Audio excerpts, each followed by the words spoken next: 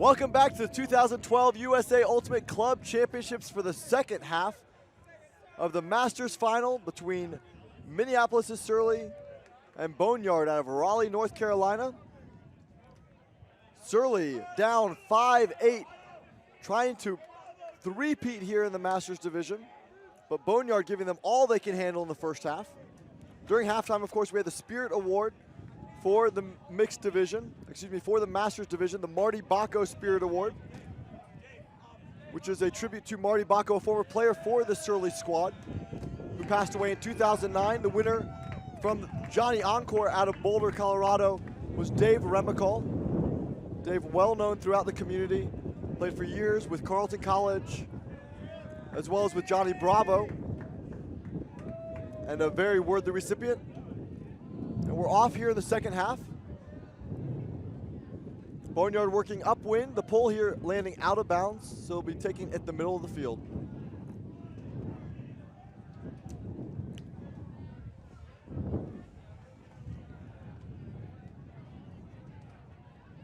Story of the first half, Boneyard's ability to capitalize on Surly's mistakes. Surly unable to do so. Boneyard has given Surly an opportunities to break and bring this game back to even on breaks. However, Surly unable to do that. Here Boneyard is moving it through. So Surly coming out with a zone defense. Is the first zone we've seen. It looks like a 1-3-3 zone with one person running point across the field, forcing primarily straight up.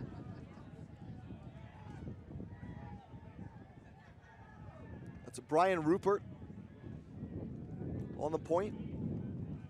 And a transition now to man-to-man, force forehand. Right around midfield. Big bid here. And John Sandoll just gets a piece of it, and Parrish unable to hold on to it. Parrish making a really nice grab in the first half, throwing his body around. However, here turns it over. There's Dantom with a lovely bid. Second year in a row, Dantom putting his body on the line, throws it all out there. So John Sandoll with this downward throw puts it just a little too fast, and right before it got to Dantom, it lifts off. I think Dantom had a bead on it and would have come down with it, except for that little bounce it took. Just silly. Player of his age able to do that. Ouch. Here's a deep shot. Sandoll for D underneath it. Pops up in the air. Second look at it, and this time Randy Gage coming down. It looks like we're going to have a foul call. Intended receiver there, Brian Lang from Boneyard. Sandoll came in huge to D it, but it popped right up, allowing players a second effort. Looked like the disc was going to come straight down, but then it hung up, creating a bit more contact. Lang maybe could have called foul on that first one. However, Sandoll got up big. Tough was both the Boneyard receivers looked like they tripped over Sandoll, who was on the ground. Would that be a foul on Sandoll? I don't believe it should be a foul on Sandoll, but it looks like the observers are ruling it a foul. I mean, obviously, at that point, Sandoll has position on the ground. There's not much he can do about that. He's not really moving around on the ground. Let's take another look at it. Here's Sandoll with the first step. The second one coming back. Doesn't look like Gage is causing any contact, but there is contact with the feet and Sandoll on the ground. Yeah, you can see Sandoll just kind of curls up in a little ball. I don't think he was trying to foul anyone there. So conversation still occurring. It looks like there may be some confusion too. Lang maybe calling foul on Sandoll on the very first bid as well. So there might be a couple of different foul calls in there that they're working out. Yeah, that's one of those fouls where Sandoll goes up immediately and occupies the space, goes up and Ds it, and then creates the contact after he Ds it. So it looks like the observer's giving the disc to Lang. So ruling one of those fouls will stand.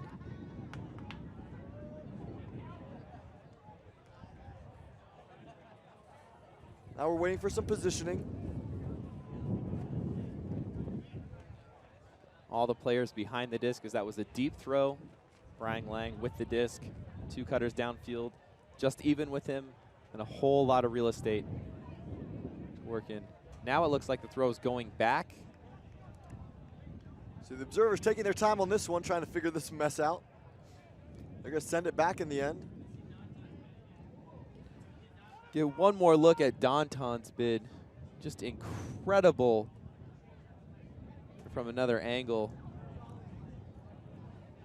So much air under him there. He goes completely horizontal. So it's coming back. John Proctor with the disc on the goal line, marked by Dantom.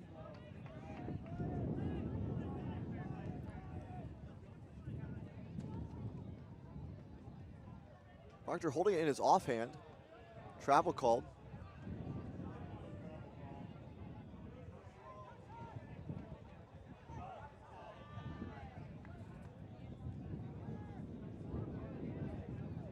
Boneyard in a vertical offense. Now they have 3 handlers back. Proctor to Robbie Brooks. Surly playing some junky defense. Looks like they're back in that 1-3-3 again.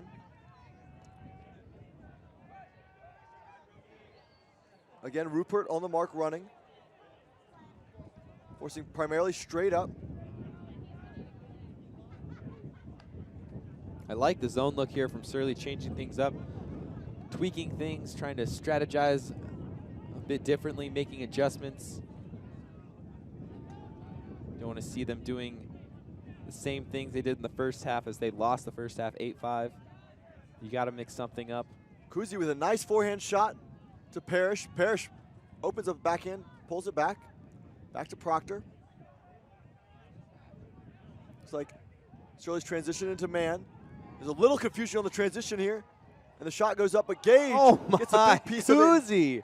It's all over the place for Boneyard. How did he even catch that? That was a sure D. I mean, that was right into Gage's hands. So Boneyard calling the timeout here up on the upwind goal line.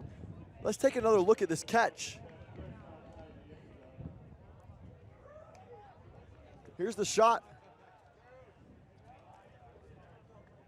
Jeez, Kuzi just in the right place. This is when you're supposed to say catch your Ds, but I can't imagine he wasn't trying to catch that. I think he was attempting to catch it and it just bounced off his hands, and Kuzi right there to catch the rebound. That's the thing with this wind. You saw on the collision between Lang and Sandal, the disc was tipped and it stayed up in the air for a while, and here, disc again is tipped, stays up in the air.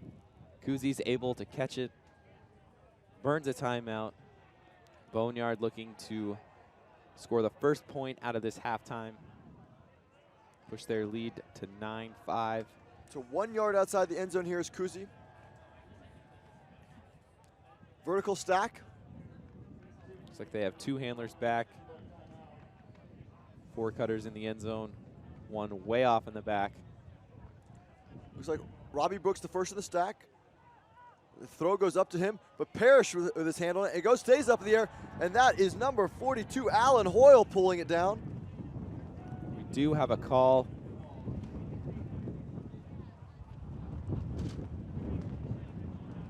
Seems like a lot of confusion there from Boneyard about who was supposed to make that cut to that side of the field. But Alan Hoyle, great concentration, able to pull that one down after it gets maxed by Parrish. I'm wondering if there's potentially a pick call here, as there was a cluster of people. The disc goes up. There's not much contact in there.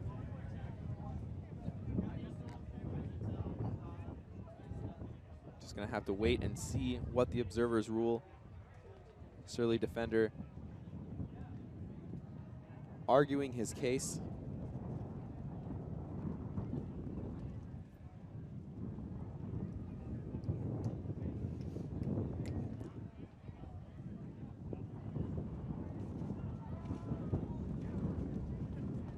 The observer's getting involved with the reenactment this time. Observer rules no foul, and the goal will stand. So big upwind break for Boneyard, opening up a 4-point lead, 9-5 here early in the second half. That's a huge break for Boneyard.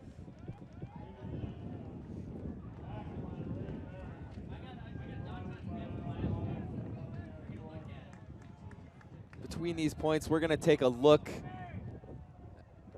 at Dantom's bid this year compared to Dantom's bid from last year. Here's last year's game, Surly against the Beyondors. Dantom just getting large. Gonna get another replay from a different angle, just full extension. I mean, both of these bids, of course, lots and lots of air, but neither one of them you guys handled the disc. It's very impressive seeing someone put their body on the line. And the thing about Dantom, when he goes up big, and then he stretches his body out and almost looks like he gets a couple more feet out there. Here's the look from this year. Again, an enormous bid. I think he had a lot more of a bid or more of a bead on that one. Yeah, I think this one he would have caught except for that last wind gust that popped it up over his hands. So here's the pull from Boneyard, up 9-5. Big pull, deep in the end zone. Eichstadt to pull it down. Centers up to Enright. Out wide to Wilkin. And the throw to Owens, blocked. Troy Revel with the block. Boneyard looking to take the lead by 5. Already beaten Surly. Over there's a turn. Surly gonna get an opportunity to convert their offensive point.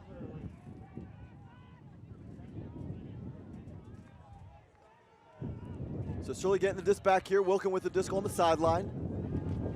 Looks for Eichstadt. Eichstadt can't pull that one down. Goes out of bounds. So Boneyard getting another downwind opportunity here.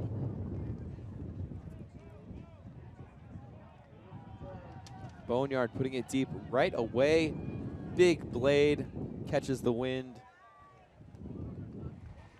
Now Boneyard forces Surly to move the disc all the way up the field.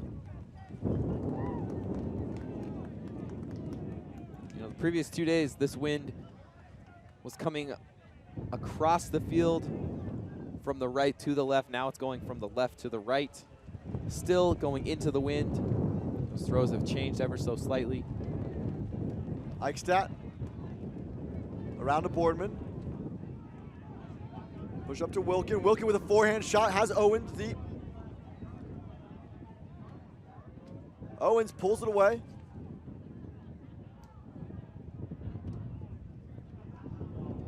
Foul called.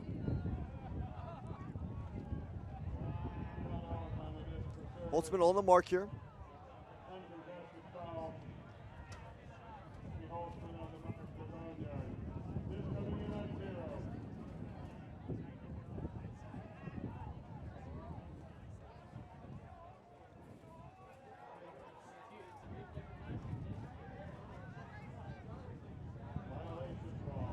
So violation call. Player moving before the disc got checked in.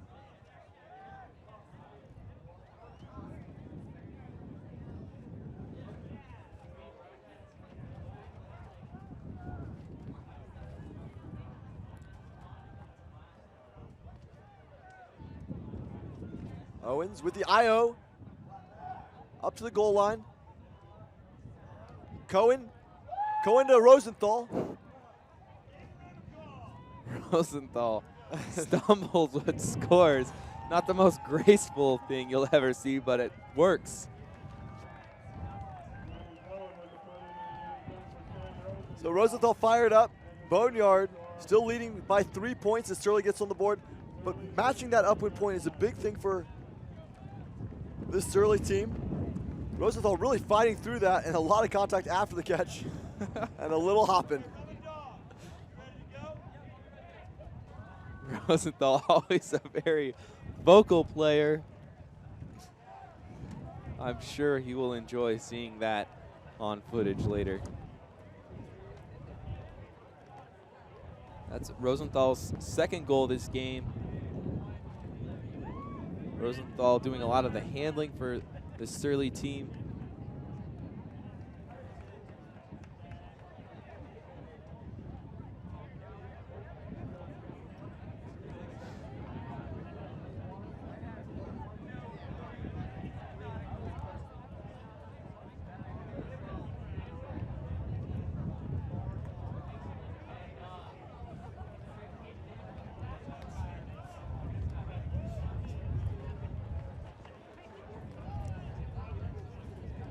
So Surly now going on offense, going upwind. That was the first upwind point of the game here for Surly. And Boneyard gonna have to answer back.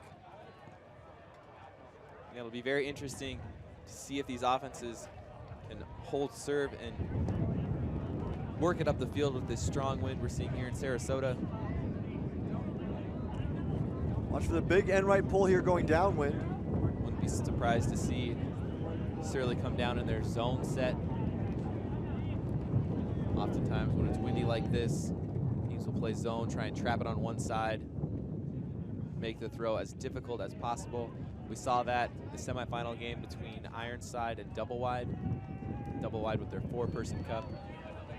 Here, however, Surly staying in man.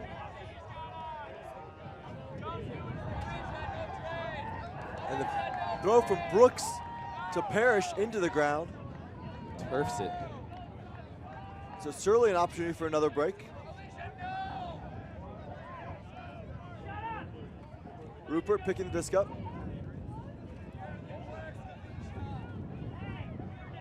Around to end right with the IO to Boardman. And Rivers trying to get involved. Robbie Brooks.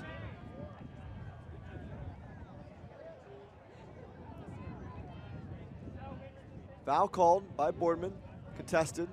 Observer rules it is a foul. Boardman will take it from the goal line. Of course, if Boardman was in the end zone and he was fouled, or if he was in the end zone and it was a strip call, it would have been a goal. Did look like it could have been a strip. They are ruling that it was a strip and a goal for Surly. How about So that? Surly with their first break, now Surly's down only getting 9-7. fired up. You don't make it to nationals 6 times in a row and win the last 2 years, roll over and die in the finals. Surly coming out fired up, ready to take it to Boneyard. Boneyard took the second half away from them in power pool. This time Surly working on a run of their own.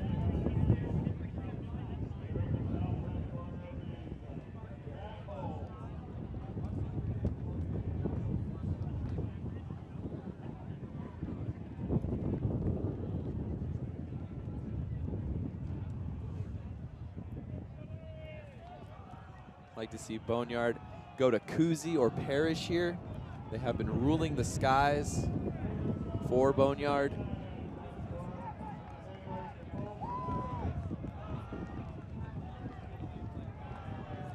Kuzi, this game seems to be in the right place at the right time.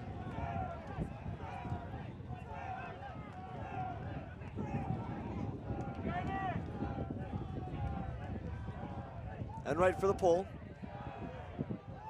Another roller. Parrish slide tackles the roll.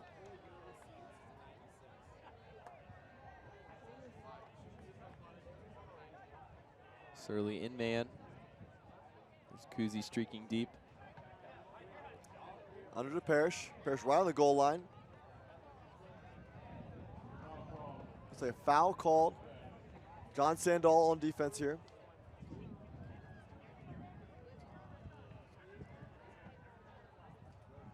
We will be going to the observers. Let's take another look at that one.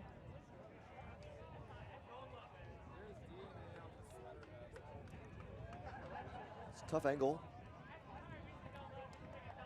So the observers rule no foul. You know, and I'm not actually sure they ruled no foul. I think what they ruled there is that Parrish would have caught that disc out of bounds. Right. It did look like he was very close to that sideline. Probably wasn't looking at his feet, just focusing on catching the disc.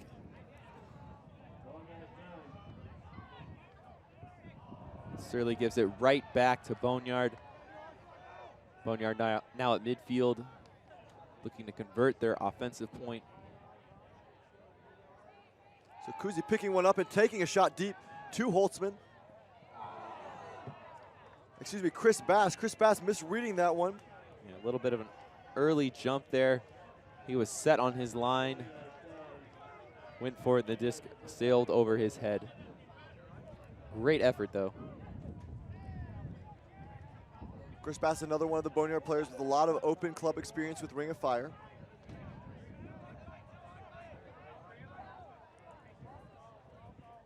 And right with the disc, looks like a foul call downfield.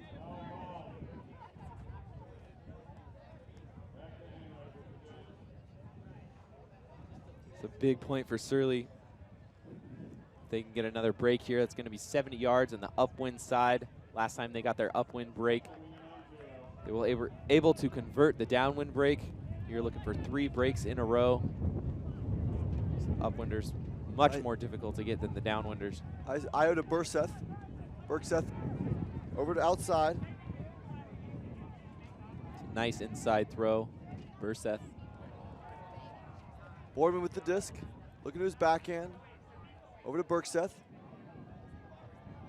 Nice movement here, end right, near the goal line. Back to Bergseth in the middle. Swings out wide. Ben Cohen.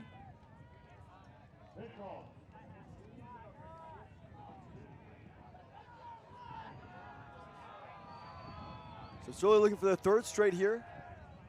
Another upwind break.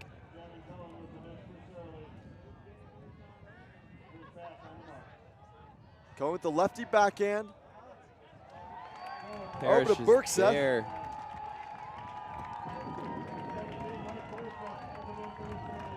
Surly, 3 breaks in a row.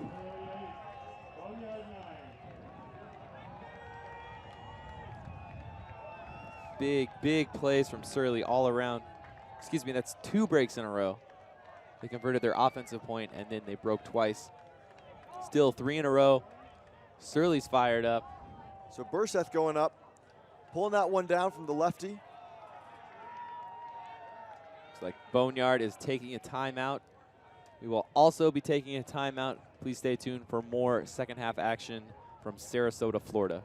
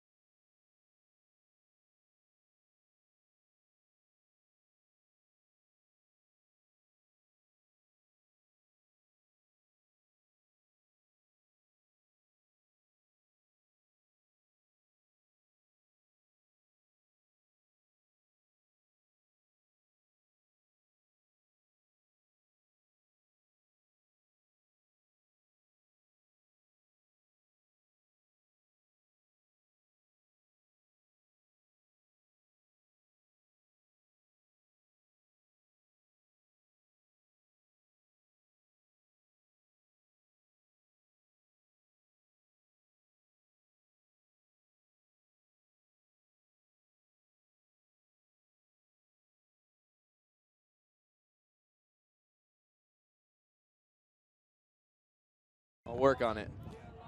Welcome back to the Masters Finals here at the 2012 USAU Club Championships. Boneyard off a timeout. Surly on a run, 3 straight breaks, and now working downwind. Yeah, they put their work in getting that upwind break. It's going to be much easier to get a downwind break. And here's Burseth with the pull.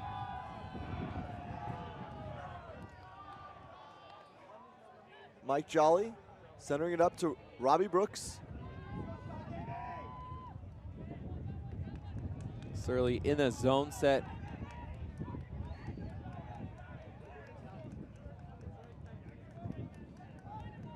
Rupert on the mark. Confused as to what this zone is. Looks like a 3-2-2 maybe?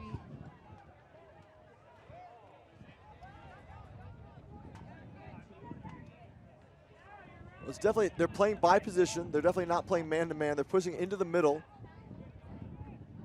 Now they've changed to man. Actually, no, I think they're still in the zone. Nice movement here from Boneyard. Definitely man-to-man now. Robbie Brooks with the disc. Big bid.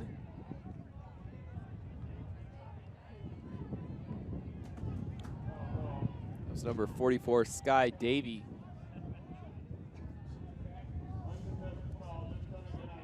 Gain with the disc. Boneyard looking for the upwinder. Gain. Inside out. Here's a shot to the end zone. Oh, And Kuzi can't come up with that one. Kuzi's been playing big all game long. That's actually his second drop in the end zone this game. Now Surly looking to tie it up, going for 3 breaks in a row, a 4.0 run. There's Dantom putting it deep. And Burseth running it down on the goal line. Observers call him on the goal line, so he's going to check it in. We have a one-on-one matchup. And Burseth laying it in to Ben Cohen. And Surly coming off the timeout, scoring their 4th point. Parachute with the bid on Dantom. Dantom pulls it down and then just fires one up for Burseth, just shy of the end zone. There's a lot of touch on that throw from Dantom. A lot of these throws we see are big blades coming in hot, but that one from Dantom just puts it up nice and flat, not coming in too hard. Easy play for his teammate to run that down. Surly riding their momentum. Boneyard needs to dig deep, find something to bring themselves back into this game. They were in control the whole first half. Talk about their philosophies, their strategies, grinding teams down, winning it with their legs, winning on defense, wearing them down. However, right now it's Surly has been wearing Boneyard down. We're tied at 9s. So after 18 points of play here in the finals of the Masters Division, got a brand new game, basically where we started. Game to 6. Surly chasing their 3rd consecutive championship here in the Masters Division. Mark Enright with the pull. Paco throws a low roller. This one's going deep in the end zone. A beautiful pull and some miscommunication. That is an awesome pull from Boneyard. I have not seen a pull all day from any player, any team, rolling all the way up to that end zone line. If the roller gets past, then it works. Here Surly's in a trap zone. Surly's really mixing it up with their defensive looks in the second half. And Boneyard moving very well. And a throw behind Robbie Brooks there.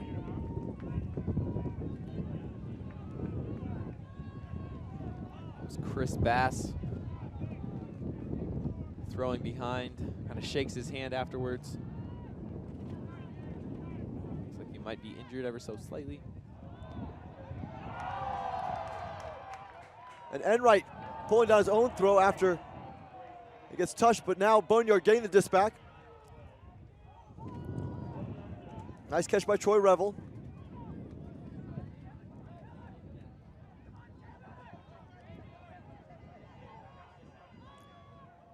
Ribault to number 1, Sandy Hartwinger.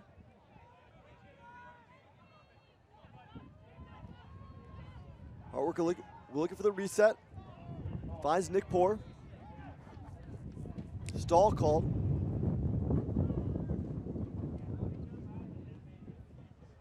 Wow, great grab. Catches it and continues the momentum of the disc. Almost lands on his wrist.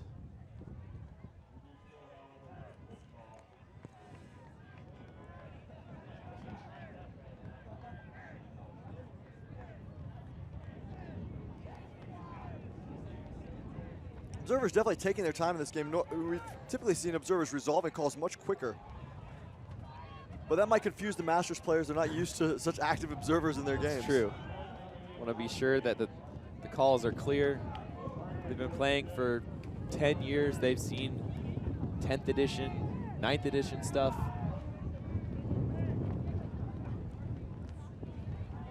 Observers still discussing this one with the players involved.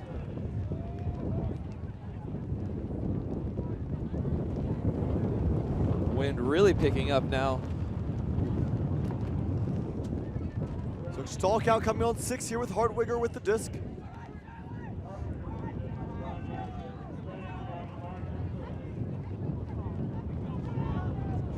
Oh, big catch here. Bullets. Ribalt. Oh, Surly gets it back. almost a thing of beauty. The turnover from Rupert. The wind really gusty right now, making all of these throws very difficult. Hartwigger looking over the top, has Chris Bass. Chris Bass trying to toe the line, but just too far out of reach.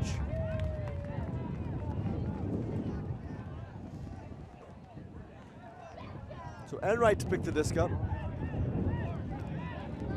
Paco unmarked here if he can get up quick enough. Chandler not marked by anyone, streaking deep. Brass trying to catch up. However, the wind's howling so much, best thrower on Surly can't even get it to Chandler. So trying to make the play, coming back to the disc, unable to pull it in. Ribalt picking up the disc.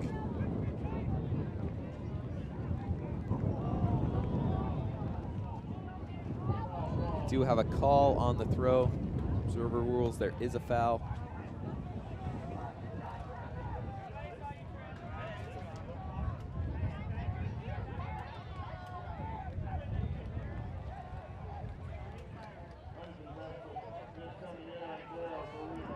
And Ribalt going over the top. And this one's gonna fly harmless to the ground and roll out the back for Surly. And again, Enright to pick it up. As hard as the wind is blowing right now, definitely an advantage for Boneyard to turn it over down in Surly's end zone line. Surly having to work it 70 yards up the field. Enright to Rupert. Nice pass up the middle. Nearly a poach D from number 28, Jeff Plentel. Randy Gage. Back to Enright. Enright with the IO. Nice little touch pass to Rupert. To Gage. Gage looking for Rupert. High stall count. Finds him. And now Gage wide open.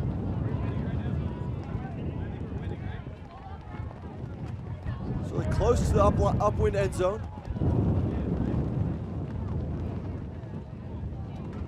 Back to Gage. Lots of passes here. Enright to Gage. Enright, the fall over upwind break. Now Surly is feeling it. They rattle off 5 in a row after Boneyard scores the first one out of half. You gotta change something here if you're Boneyard. Surly during halftime made the adjustments. They changed to zone defenses, trap zones, clams, 2-3-2s, I think was one of their zones. Playing very poachy. Yeah, Boneyard giving Surly a lot more opportunities with the disc. Large part forced by Surly's confusion they're causing on defense. And then on offense there, Enright and Gage really working the field, just taking control. Almost every other pass, Rupert in there as well. But Enright and Gage doing the heavy lifting. Right.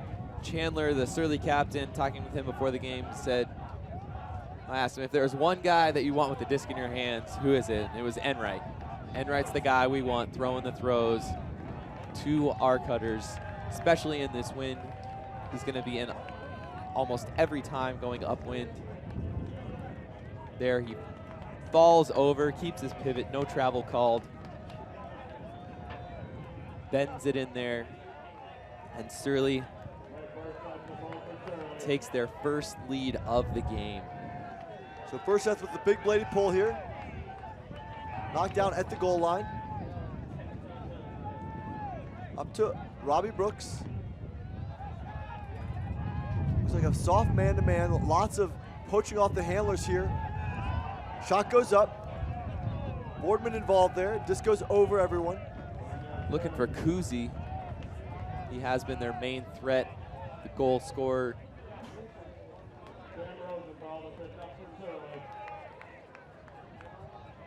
Nice position by Boardman. Sam Rosenthal picking up the disc, finds Boardman. Boardman over the top to Wilkin.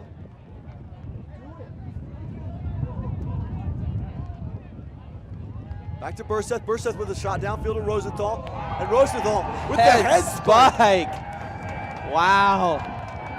Saw him earlier in the game after he scored, slapping himself in the face with the disc. That time, just one big head spike. Sam Rosenthal making an impact here on Surly. First time playing with Surly this year, 3 goals. Rosenthal fired up. Burseth sneaks this one past. Great bid here from Boneyard, but unable to come up with it. But Surly rolling now, 6 straight points. It did look like Boneyard was going to be able to D that one. It was a very predictable pass. The D was there, just the curve of the disc, spin on the disc, just barely out of reach of the Boneyard defender.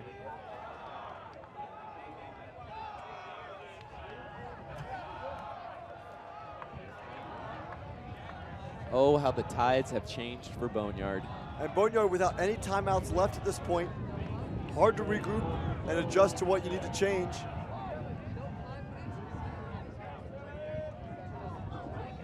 You know, the first half was all Kuzi, a lot of Ray Parrish. We haven't seen those guys making the plays in this half.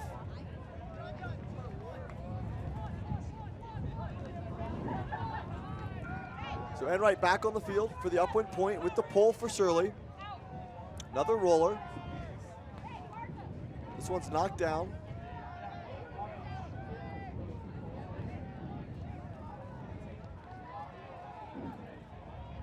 Laying over the top to Parrish. Parrish upfield to Kevin Kuzi. Big gainer on that throw to Parrish. Centers to Brooks. Nice cut from Lang. An easy pass from Robbie Brooks to Brian Lang for the score. That's a great cut from Robbie Brooks. Makes it look like he's clearing. And then he just runs. In football, that'd just be an out pattern, runs straight to the sideline. It's almost like Lang knew right where he was going. Excuse me, that was Brooks to Lang. Like Brooks, I think they dialed that one up in the huddle. So Boneyard stops the bleeding. After 6 straight points from Surly, Boneyard gets back on the board. Now down 11-10.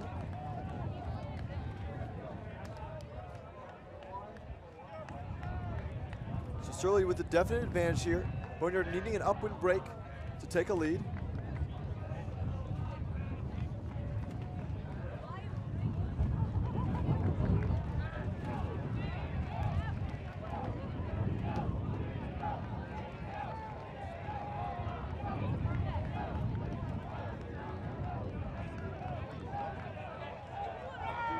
Holtzman to pull here for Boneyard.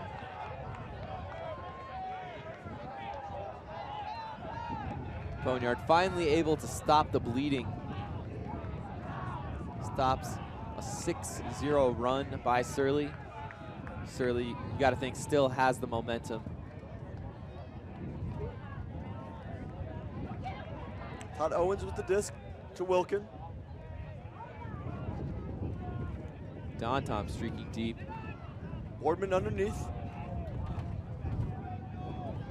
Boardman with the forehand. Up to Owens.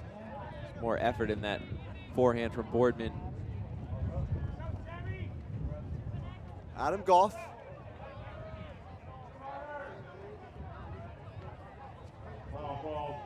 Goff calls a foul on Holtzman.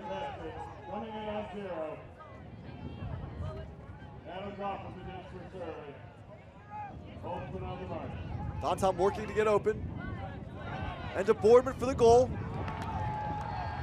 So Surly with a quick downwinder, efficient, good movement, strong cutting from Surly. Surly looks like the fresher team at this point in the game, up 12-10. Definitely riding that momentum of the 6-point run. Now it's a 7-1 run. We're actually beating Boneyard 7-2 in the second half. riding the momentum, wanting to avenge that loss from pool play. Boneyard able to score downwind, but if they want to come back in this game, they're going to have to break Surly going upwind. They were able to do it in the first half. They need big plays from someone. A big layout D can really change the momentum. Just see someone putting their body on the line, or a foot block, or something big. It's going to take something to ignite this Boneyard team.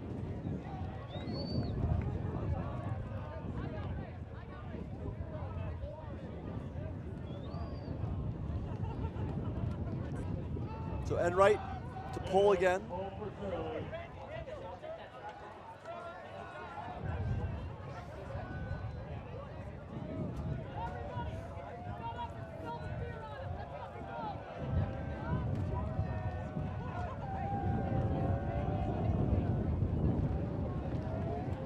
Strong win here. Enright with the roller. This one doesn't land in bounds, so it's going to be taken in the middle of the field by Boneyard.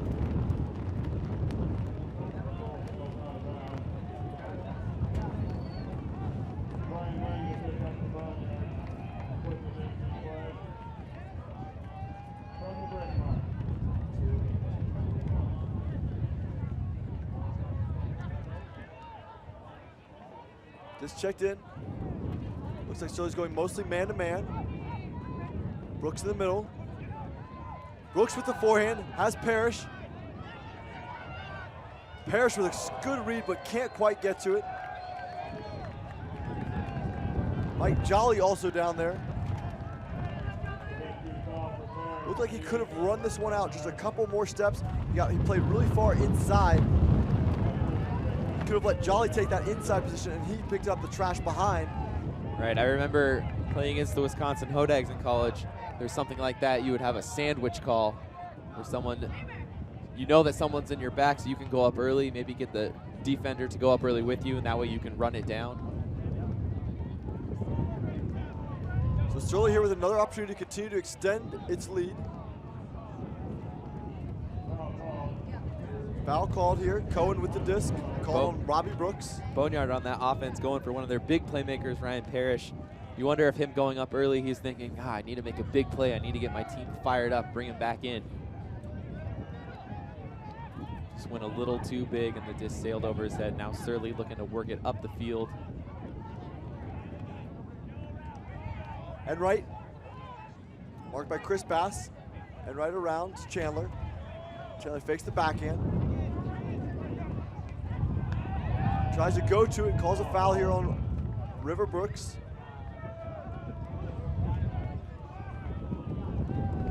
It's a huge point for Surly. If Surly's able to work it up the field, that would mean that Boneyard would have to break Surly going upwind twice if they want to get back in this game.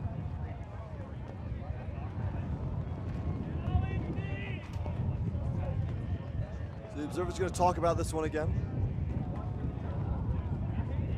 In talking with Kyle Van Auken before the double wide game, he said that the team that scores in the upwind end zone more is the team that's going to win.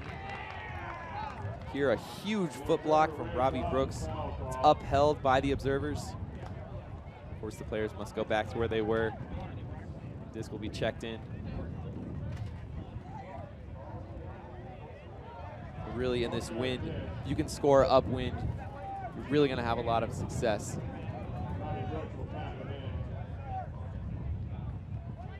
So disc check back in.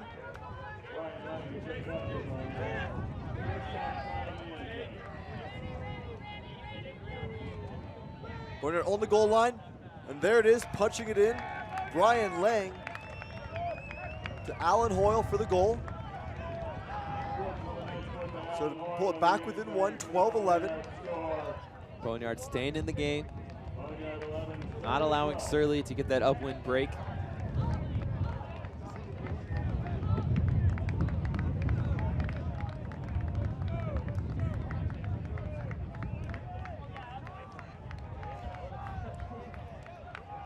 Boneyard need to pick up some intensity on defense here and get one of these upwinders.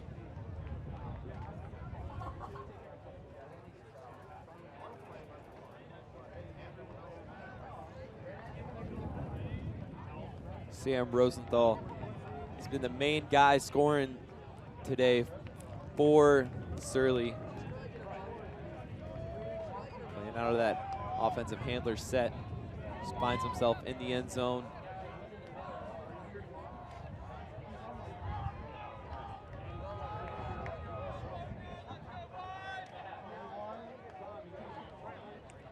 Holtzman with the disc. There's Rosenthal. Been making a lot of big plays here for Surly.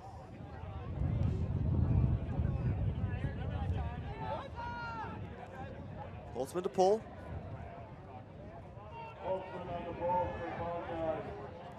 Down to the brick mark.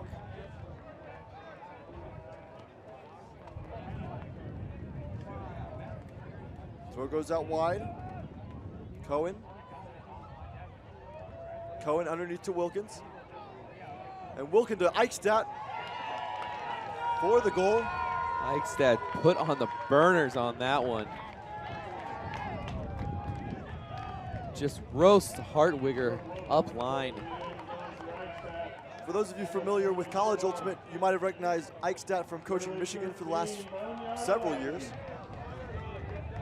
Surly offense here. They have very big, long cuts. Player running all the way down the field, then the thrower pumps, which initiates the cutter to come back. That's exactly what happened as that player received the disc. Eichstadt put it into 5th gear, and Surly is up 13-11, 2 points away for being a 3-time national champion. Of course, this being the last year that mixed nationals will be with, masters will be with mixed women's and open. And right with the disc to pull.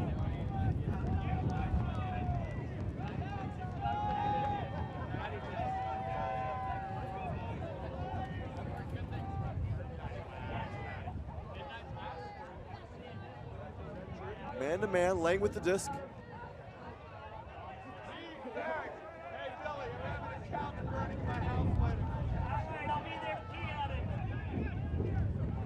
Back to Gain. Gain bobbles it but maintains possession.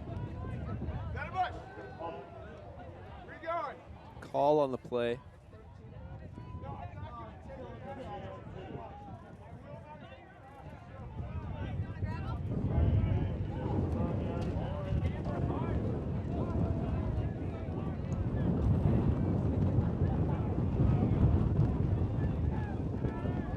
Gain marked by Enright.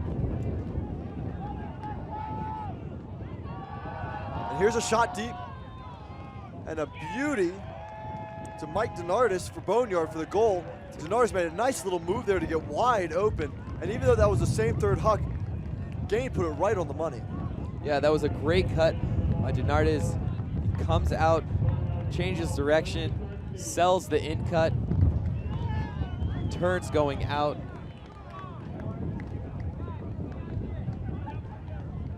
Great throw to put it right in Denardi's breadbasket.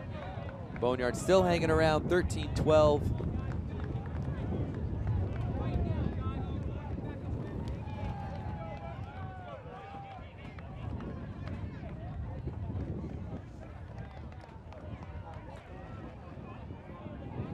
However, that O point for Boneyard was the easy part. Difficult part will be going upwind. Each day here in Sarasota, it's continually gotten windier and windier. It's maybe 15 to 20 on Thursday, miles per hour. Yesterday, it was about 20 the entire time. It's been 20 to 25 today. In our previous coverage of double wide and Ironside, you see the best throwers in the game unable to even complete a huck 50 yards into this wind.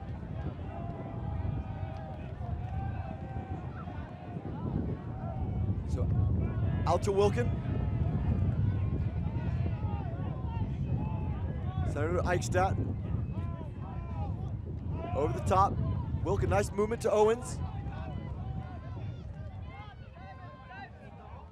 Back to Wilkin. And Wilkin burns a timeout.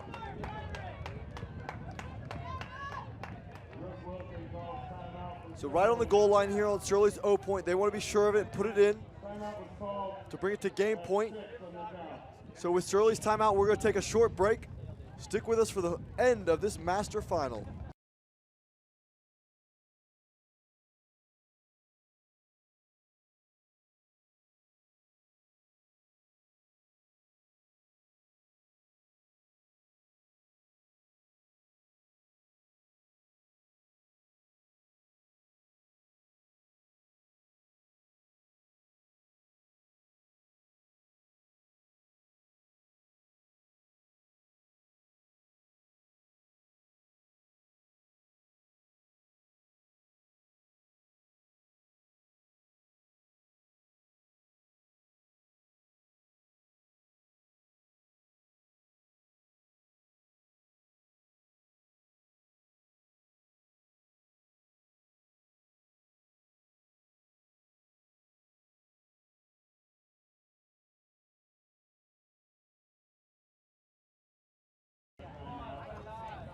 Well, welcome back out of the timeout out by Surly here. Wilkin with the disc on the goal line for Surly, looking to bring it to game point.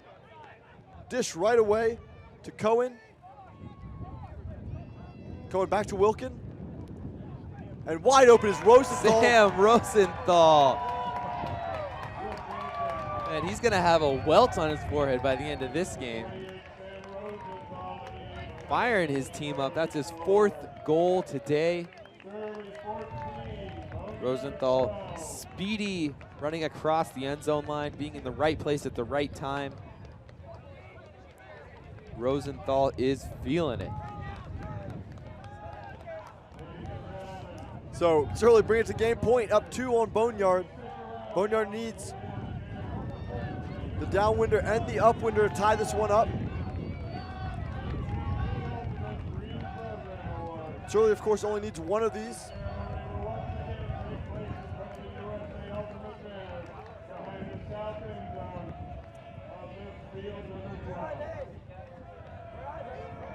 Of course, they would prefer to end on this upwind point and finish it off as quickly as possible.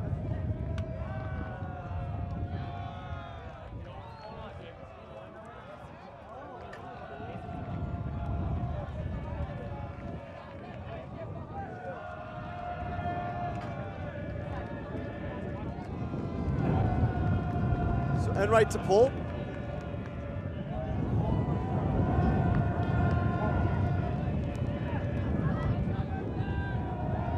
Big pull. Very nice pull from Enright. It's going to roll to the goal line. Mike Jolly. Surly in a zone defense, poaching off a lot. You can see there's 2 people hanging deep. Brian Gain. Centers to Lane. Back to Jolly. Jolly looking deep. Parrish hanging out deep. Brian Lang finds Brooks. Brooks underneath. It's Janardis. There's a travel called.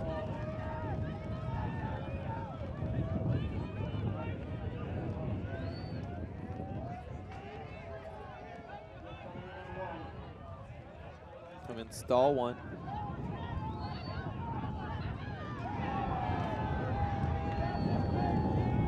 So Lang looking to get open there on number 17.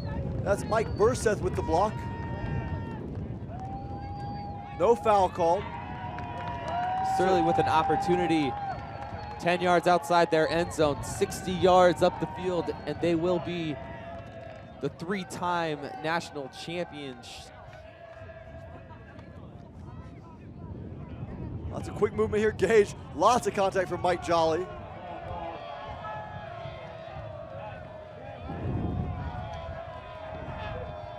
Observer coming over to talk to Jolly.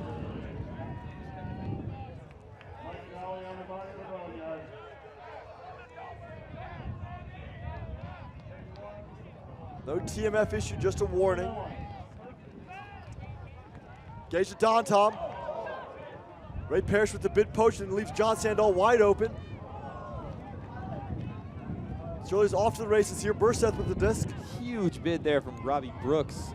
And a great block from Denardis. Boneyard's not done yet. Jolly to Denardis. Denardis just looking faster than everyone else on the field. He's really burning right now, going to the end zone. Lang. Up to gain. Travel called.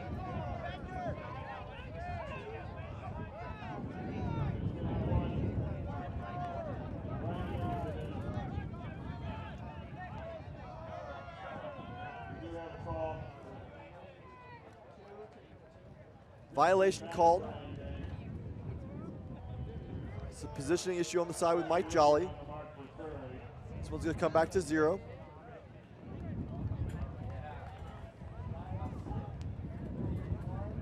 Observers are stepping in here.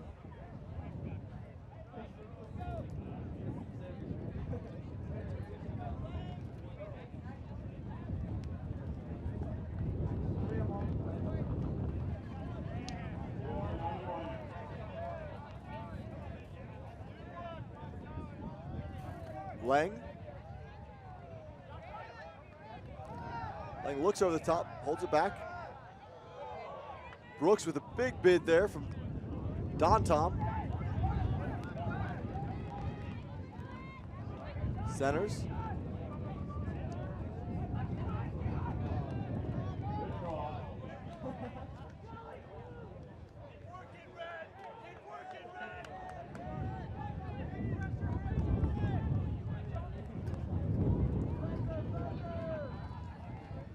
Denard is going to streak to the break side.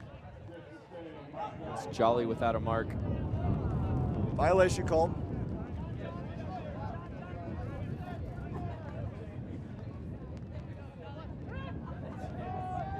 Pick called. Lots of stoppages here.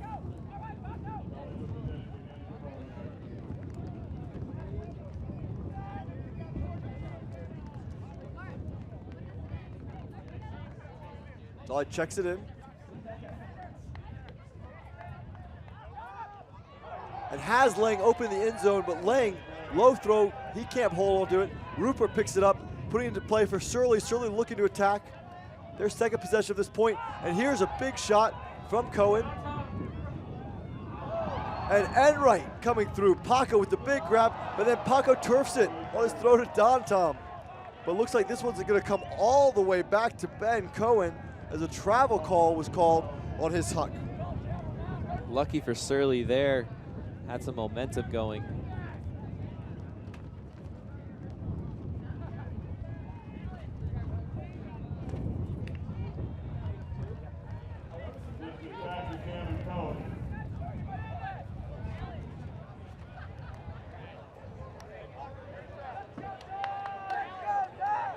The observer upholds the travel call.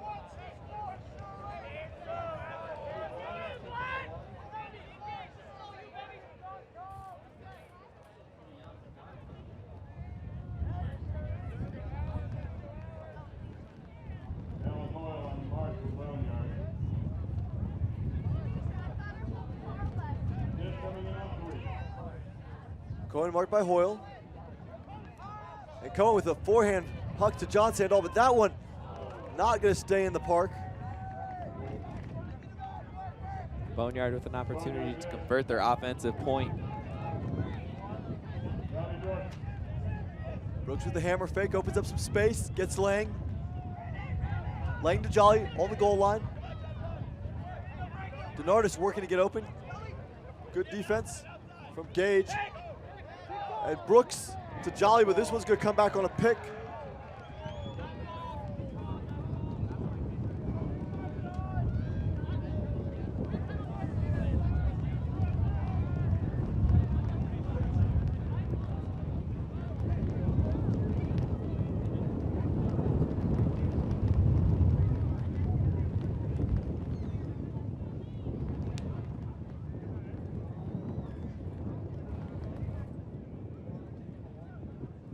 Lots of conversation here. I was just going to say that there really is a lot of conversation between the observers, the players.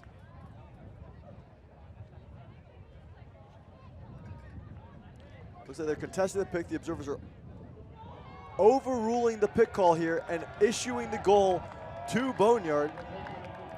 I believe the call was upheld by the observers because Sandahl was not going to have a play on that disc. He was picked. However, if that play were to happen and it wasn't in the end zone, Sandahl doesn't have a play on it, then it would stay with Jolly. That time, fortunate for Boneyard, Jolly happened to be in the end zone. Boneyard converts.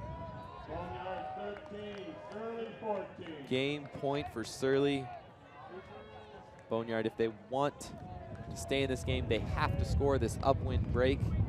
Been talking about this whole second half.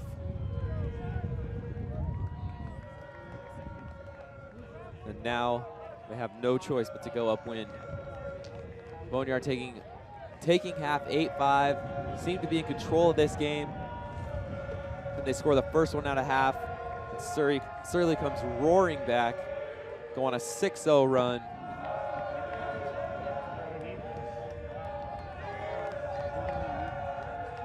Sam Rosenthal has had the hot hand all day for Surly. Holtzman with the pull. The fans getting into it. Here's some loud Surly cheers. Owens looking deep. Tough throw. Big grab, but that one looks like it's going to be out of bounds. Ben Cohen. Sensational catch. Unfortunate for Surly, it's out of bounds. Now Boneyard with an opportunity to work it upfield. So pick called in the middle. Troy Ravel with a nice catch. This will stay with Ravel.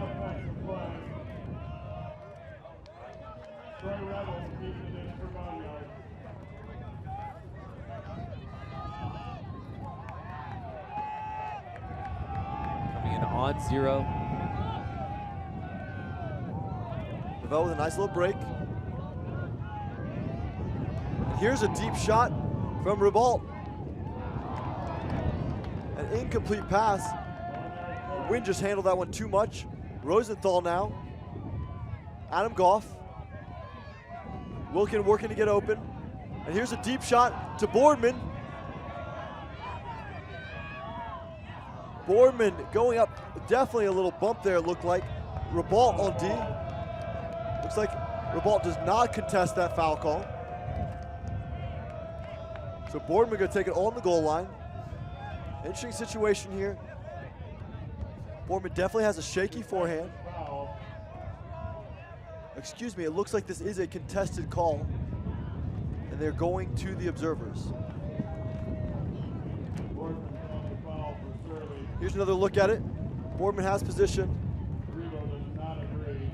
Ribault definitely comes into Boardman there before, as Boardman's making his jump. Boardman has position.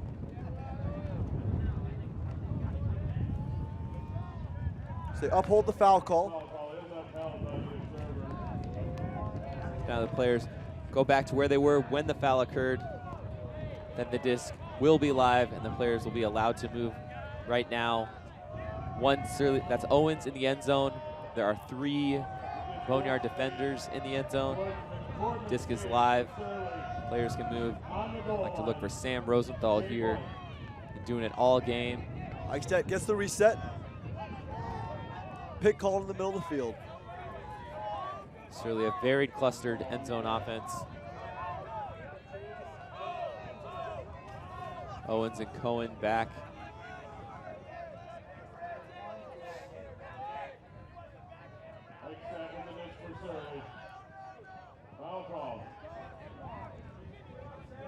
Foul called in 2 different places.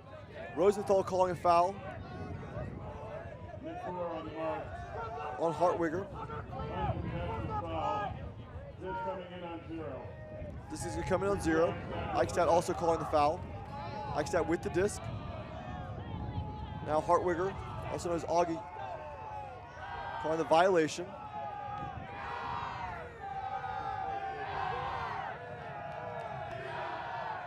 Goff trying to get up line. Goff calling a foul. Looks like continuation. Lots of confusion on the field. Players play on. Ben Cohen. Ben Cohen going over the top to Wilkin for the goal and the win for Surly. Their third consecutive championship. Surly wins 15-13. Your 2012 USA Ultimate Club Masters champions. Very impressive comeback for Surly, being down 8-5 at half.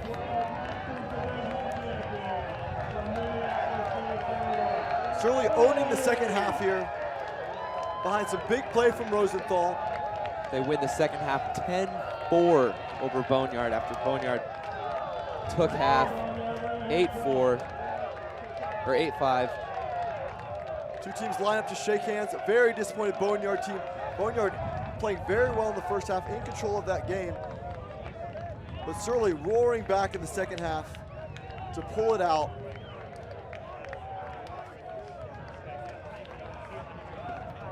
Surly, three-time national champions. Also 4 out of the last 6 years. Every year they seem to be in finals. The last 6 years they've been in finals. A dynasty here in the Masters division. It will be interesting to see what happens next year with the restructuring impacting the Masters division so significantly, changing the timing of it. How many of these players will be coming back for whatever the Masters series looks like next summer. Very interesting. So thank you for joining NGN's continuing coverage of the 2012 USA Ultimate Club Championships down here in Sarasota, Florida. We will be back tomorrow with the mixed women's and open finals. Another great day for the crew here at NGN. Brian Bedore, Aki Odera, and Tim Gilligan on our cameras. Kimber Coles on replay. Vin Bowie as our director, and of course Kevin Minderhout as our executive producer. For Jackson Kelsey, I am Kyle Weisbrod. Thanks for watching.